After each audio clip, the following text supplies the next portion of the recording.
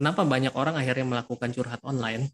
Alasannya karena mereka tidak punya orang yang kredibel, yang bisa dipercaya secara offline. Sesederhana itu sebetulnya.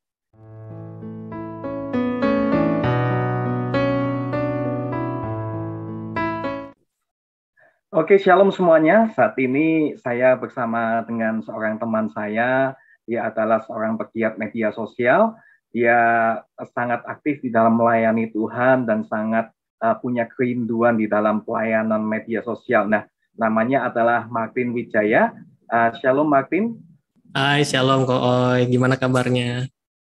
Baik. Martin, luar biasa juga kan pasti kabarnya. Luar biasa. Thank you, thank you. Thank you nih buat Terima kasih. undangannya, buat kesempatannya. Ya, Martin kan Hmm. selama ini kan fokus di dalam pelayanan media ya. Nah, boleh mungkin ceritakan konsep pelayanannya itu seperti apa, toh Martin? Dan Oh iya, baik. Terima kasih Ko Oi.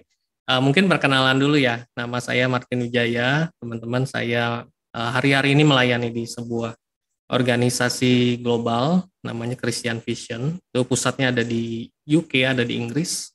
Kami ada di puluhan negara. Memang tujuannya untuk penyebaran Injil ya, penyebaran kabar baik. Dan salah satu aktivitas yang mungkin banyak dikenal orang kalau di Indonesia adalah Yes is Indonesia, gitu. Di mana kami banyak mengikut edukasi ya orang-orang Kristen untuk penyebaran kabar baik, gitu. Bagaimana mereka bisa membagikan kabar baik. Eh, Kira-kira seperti itu ya untuk perkenalannya. Tapi di area yang lain sebetulnya saya punya pelayanan juga ministry namanya ideclare.id. Nah, kalau yang ini lebih ke equipping the Christians juga dengan nilai-nilai kekristenan tentunya. Begitu kok. uh, Hmm. jadi di ID Claire ID ini kamu yang foundernya ya? Iya, betul. Jadi itu mulai tahun 2017 sebetulnya kerinduannya tuh sederhana kok, cuma berbagi aja ya, berbagi renungan pribadi, catatan-catatan gitu. Tapi ternyata banyak direspon baik oleh orang-orang sehingga mulai berkembang juga pelayanan. Ya, visinya di dalam apa ya kalau ID Claire ini ya? Nah, kalau I Declare ini kami melihat ada sebuah permasalahan ya. Permasalahannya adalah banyak anak-anak muda sekarang kan sekarang eh, ter mereka itu sangat rentan ya berhadapan dengan different worldview atau pandangan dunia, berbagai pandangan dunia ya. Kita tahu ada sekarang yang paling ngetren kan kita katanya hidup di zaman post-truth atau postmodernism gitu. Ya. Jadi kita hidup di zaman postmodern di mana segala sesuatu dianggap relatif, tidak ada kebenaran yang absolut gitu. Dan anak-anak muda kita memang eh, sangat rentan ya dengan terpapar dengan ideologi ini gitu. Dan Mm-mm. salah satu alasan kenapa, bukan salah satu sih, tapi betul-betul alasan utama kami untuk hadir di sosial media adalah untuk memberikan edukasi bahwa kebenaran yang absolut tetap adalah firman Tuhan. Ya, jadi jangan sampai anak-anak muda kita malah ikut-ikutan ya terpapar dengan paham relativisme, mereka ikut-ikutan percaya bahwa ya semua agama benar gitu kan, itu kan semua Tuhan itu sama gitu kan. Nah, ya jadi that's why kita hadir di sosial media untuk mengedukasi, memberikan biblical values kepada generasi muda. Kira-kira begitu kok. Mm. Juga di ID Claire ini mengajari gereja-gereja untuk bagaimana memanfaatkan media kayak gitu ya. Nah, jadi di iDeclare salah satu visi kami yang lain adalah misi kami yang lain adalah untuk berbagi tentang berbagai skills ya atau technical skills terutama dalam pelayanan media online gitu. Jadi kami mengadakan biasanya sebulan sekali ada webinar gitu untuk Oh, ada misalnya webinar. ya ada Christian content creator gitu. Jadi kami bikin webinar. Terus nanti misalnya bulan depan kami akan ada webinar tentang uh, become a TikTok influencer gitu. Nah, jadi biasanya setiap bulan kami akan agendakan, uh, tapi visinya sama, semua tentang pelayanan sosial media gitu. Oh, berarti TikTok juga sudah mulai ya ini ya. Iya, kami sudah mulai juga di TikTok gitu. Nah, mulai dari tahun 2017 ya, Martin ya. Ya, betul. 2017. I Declare itu 2017. Betul.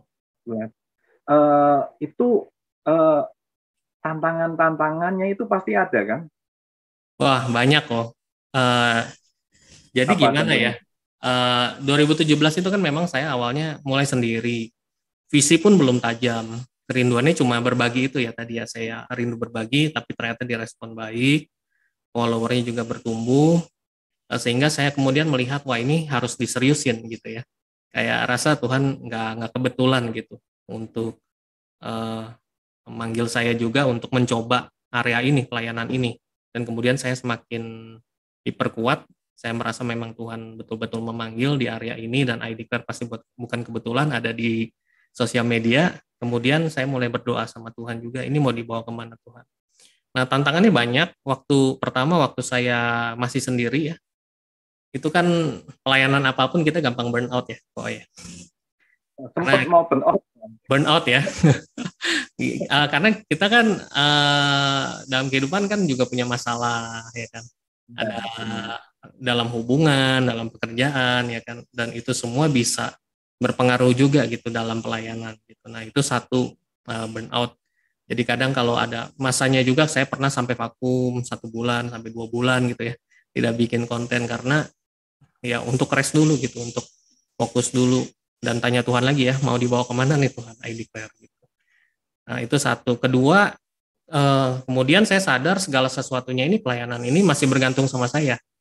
Kalau nanti saya nggak ada, ya ini I declare akan nggak ada juga gitu. Akan sudah juga pelayanannya. Nah, waktu eh, Tuhan membuat saya berpikir demikian, eh, saya bertanya sama Tuhan, ini harus gimana ya Tuhan? Oh, kemudian Tuhan kasih hikmat untuk, ya berarti kamu harus bikin sebuah movement.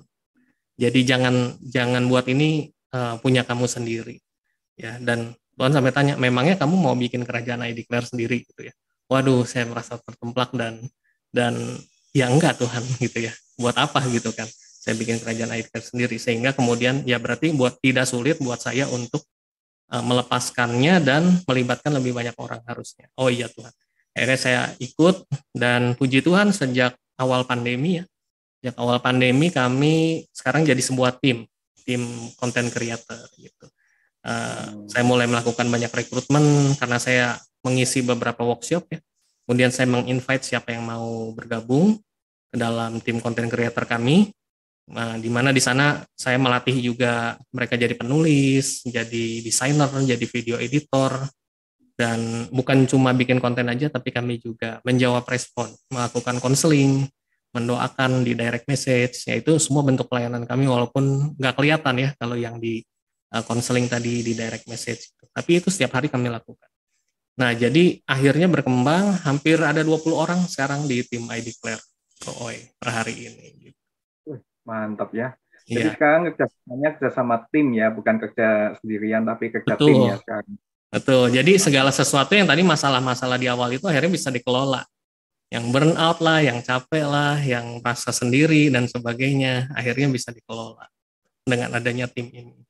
Dengan adanya tim itu ya. Mm-mm. Tadi saya dengar untuk ternyata di I Declare itu dampaknya sampai ada beberapa orang yang mungkin konseling, cerita dan Mm-mm. lain-lain gitu kan. Itu Betul. sampai mungkin permasalahan apa yang paling mungkin rumit yang pernah diceritakan gitu sama I Declare, Wah, yang paling macam-macam mungkin kok. macam-macam ya. Macam-macam. Banyak sekali ya, karena hampir setiap hari ya kami biasanya ada yang masuk minta didoakan, mau cerita dan sebagainya. Saya ingat ada beberapa cerita yang cukup menyentuh ya.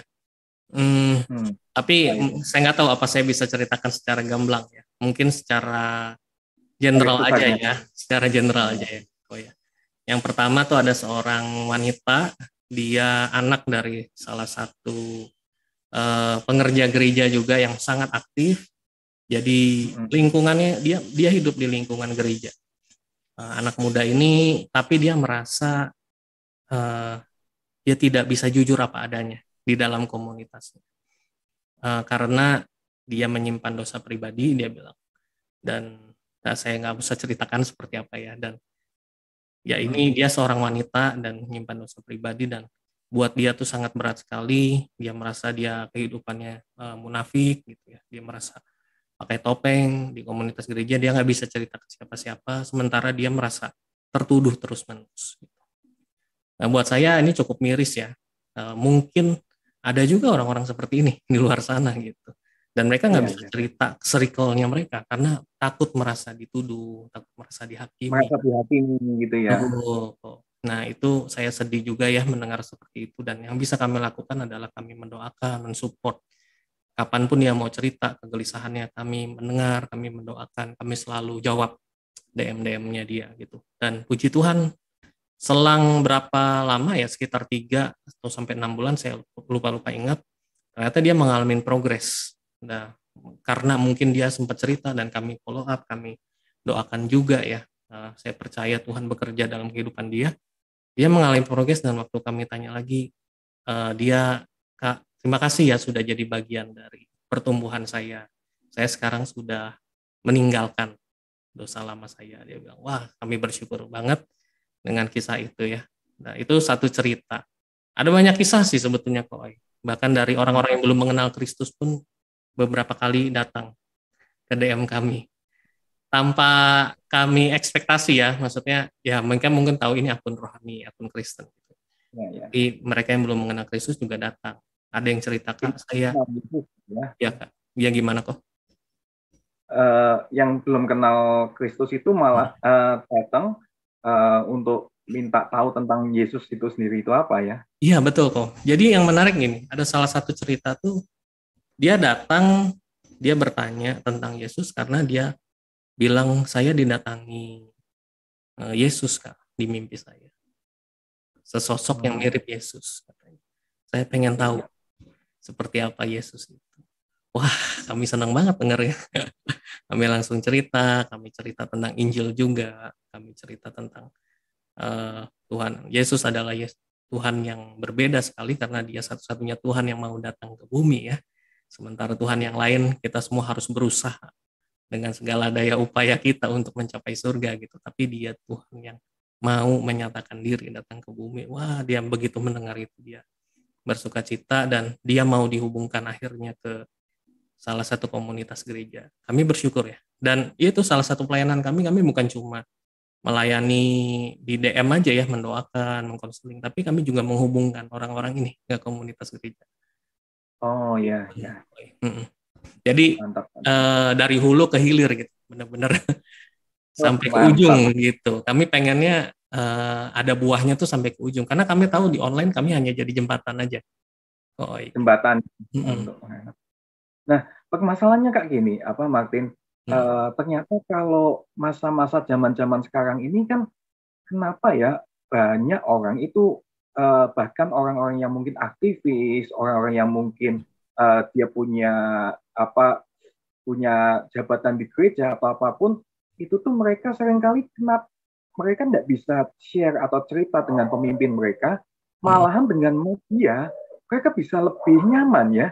Nah itu Betul. kalau menurut Mas gimana itu? Kenapa kok bisa sampai kayak gini? Memang ini dilema ya. Dan salah satu kelebihan media online sebetulnya adalah, saya sebutnya the power of anonymous. Jadi kekuatan dari anonimus ya, tanpa identitas. Nah, jadi karena kan di sosial media kita mudah sekali bikin akun kedua, ya kan, tanpa wajah, tanpa nama yang real gitu ya. Nah, yang cerita ke kami pun sebagian besar menggunakan akun seperti itu.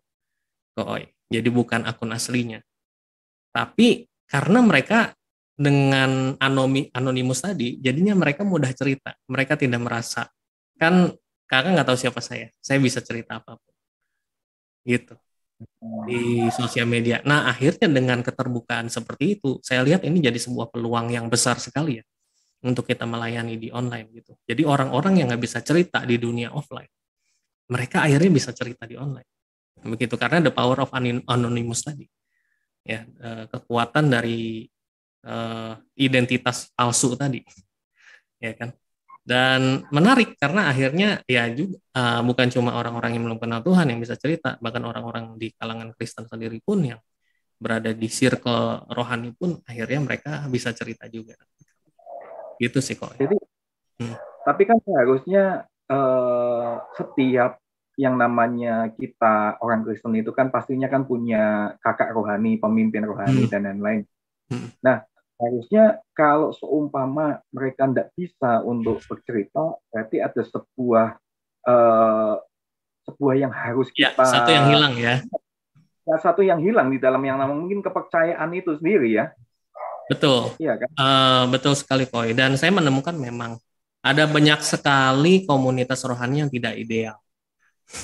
Tidak ideal. Sehingga Gimana? saya ingat waktu itu Ko Joshua Iwan pernah bilang, kenapa banyak orang akhirnya melakukan curhat online?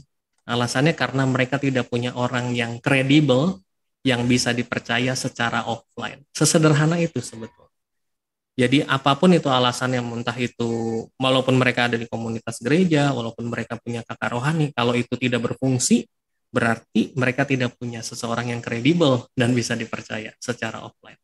Dan tentu saja ini kita harus evaluasi bersama ya, sebagai sebuah komunitas, sebagai semua gereja, bagaimana kita bisa lebih berfungsi dalam peran kita, dalam pengembalaan, dalam mentoring anak-anak rohani dan sebagainya, sehingga kita lebih mengenal mereka semua dan kita bisa membantu mereka bertumbuh semakin serupa Kristus gitu sih Kak. Iya sih. Bahayanya kan kalau seumpama mereka mungkin ada sesuatu sebetulnya mereka yang butuh di dalam hati mereka, itu mereka butuh untuk curhat, butuh untuk sesuatu dibimbing, tapi karena mereka tidak ada yang bisa mereka percaya, kemungkinan besar dosa yang tersembunyi ini tiba-tiba mungkin akan langsung membuat, mungkin tiba-tiba ada beberapa pelayan Tuhan yang langsung jatuh dalam dosa, atau mungkin bunuh diri atau apa, kayak gitu juga ya pastinya ya.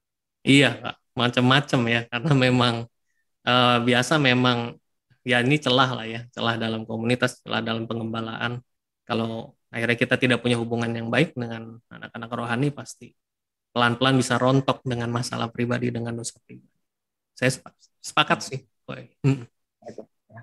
Makanya juga gereja selain untuk masalah on offline, tapi mungkin media sosial ini juga gereja juga harus bergerak juga ya.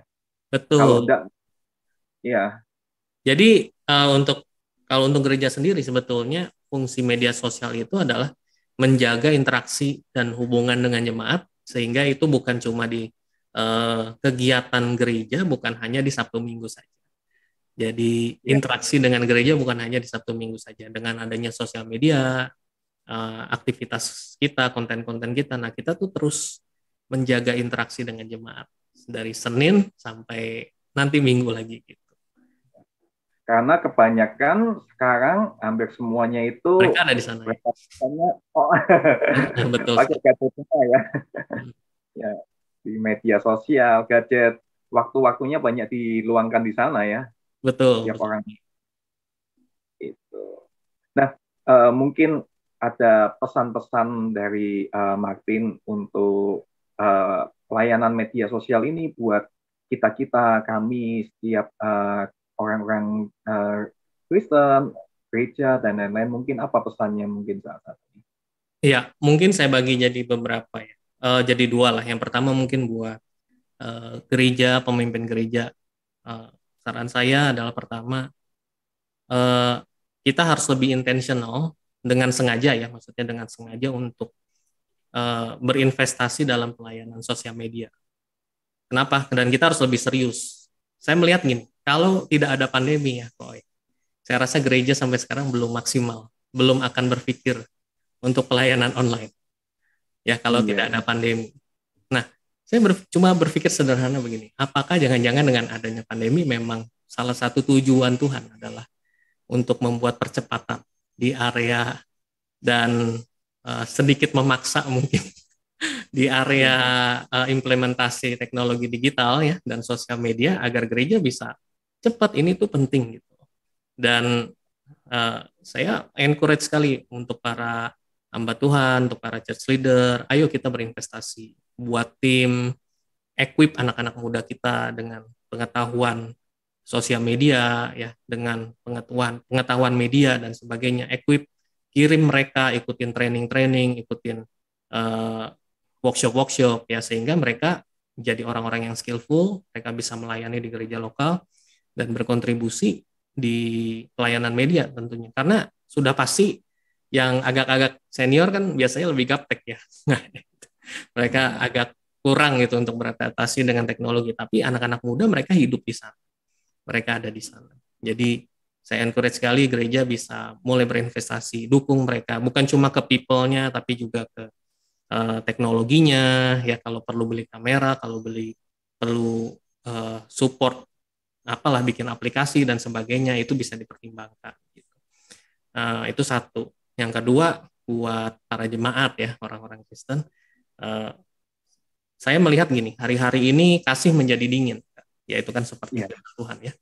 Masih menjadi dingin, semua orang sibuk dengan urusannya ya masing-masing, semua orang sibuk lah.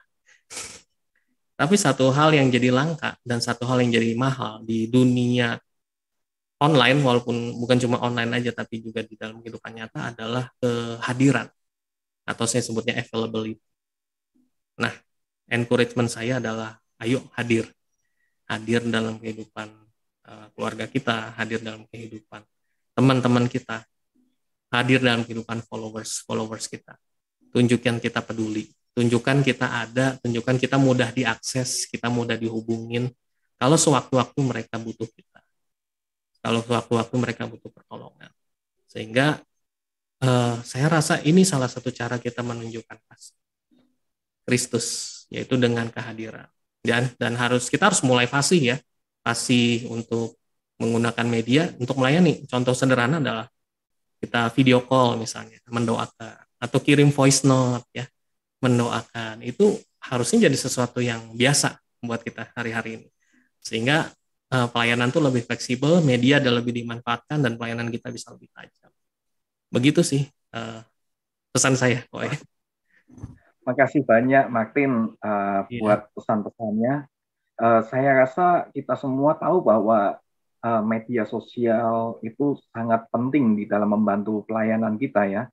Nah, Bapak Ibu Saudara, kalau mungkin Bapak Ibu Saudara ingin melihat lebih lagi tentang wawasan ilmu atau apa tentang media sosial, jangan lupa untuk bisa follow Instagramnya iDeclare ya.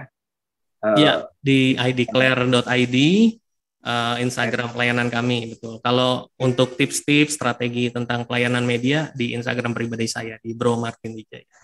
Bro Martin Wijaya. Ya. Oke. Nah, itulah Bapak Ibu Saudara, kita mendapatkan banyak hal hari ini. Saya percaya kita semua diberkati, dan jangan lupa untuk setiap kita yang ingin lebih lagi mempunyai wawasan di dalam media sosial, bisa mengikuti Instagram dan media sosial Bro Martin dan juga iDeclare. Saya sendiri merasa diberkati oleh pelayanan beliau. Ya. Makasih, Tuhan Yesus memberkati. Terima kasih semuanya, Tuhan berkati. Ya.